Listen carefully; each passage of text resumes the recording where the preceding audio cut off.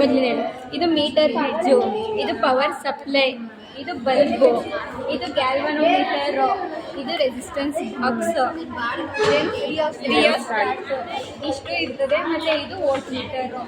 ಇವಾಗ ಫಸ್ಟ್ ಏನು ಮಾಡಬೇಕು ಅಂತ ಅಂದರೆ ಪಾಸಿಟಿವ್ ಪವರ್ ಸಪ್ಲೈಯಿಂದ ಎಗೆ ಕನೆಕ್ಟ್ ಮಾಡ್ಕೋಬೇಕು. ನೆಕ್ಸ್ಟು ನೆಗೆಟಿವಿಂದ ರಿಯೋಸ್ಟಾಟ್ ಲೋಯರ್ ಎಂಡ್ಗೆ ಕನೆಕ್ಟ್ ಮಾಡ್ಕೋಬೇಕು. ನೆಕ್ಸ್ಟು ಅದಾದಮೇಲೆ ಇಲ್ಲಿ ಲೆಫ್ಟ್ ಗ್ಯಾಪ್ ಇರುತ್ತೆ ನೋಡಿ, ಆ ಲೆಫ್ಟ್ ಗ್ಯಾಪ್ನ ನಾವು ಬಲ್ಬ್ಗೆ ಕನೆಕ್ಟ್ ಮಾಡ್ಕೋಬೇಕು. ಆ ಬಲ್ಬ್ ಕನೆಕ್ಟ್ ಮಾಡ್ಕೊಂಡಾದ್ಮೇಲೆ ಇದು ಈ ಕಡೆ ರೈಟ್ ಗ್ಯಾಪ್ ಇರುತ್ತಲ್ಲ, ರೈಟ್ ಗ್ಯಾಪ್ನ ರೆಸಿಸ್ಟೆನ್ಸ್ ಬಾಕ್ಸ್ಗೆ ಕನೆಕ್ಟ್ ಮಾಡ್ಕೋಬೇಕು. ನೆಕ್ಸ್ಟ್ ಇಲ್ಲಿ ಮಧ್ಯದ ಗ್ಯಾಪ್ ಇರುತ್ತಲ್ಲ, ಈ ಗ್ಯಾಪ್ನ ತಗೊಂಡು ಗ್ಯಾಲ್ವನೋಮೀಟರ್ ಪಾಸಿಟಿವ್ಗೆ ಕನೆಕ್ಟ್ ಮಾಡ್ಕೋಬೇಕು. ಪಾಸಿಟಿವ್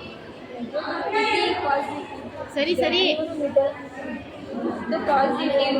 ಈ ನೆಗೆಟಿವ್ ಇಂದ ನಾವು ಇದು ಜಾಕಿಗೆ ಕನೆಕ್ಟ್ ಮಾಡ್ಕೋಬೇಕು. ಜಾಕಿಗೆ ಕನೆಕ್ಟ್ ಆದ್ಮೇಲೆ ಇದು ವೋಲ್ಟ್ ಮೀಟರ್. ಈ ವೋಲ್ಟ್ ಮೀಟರಿಂದ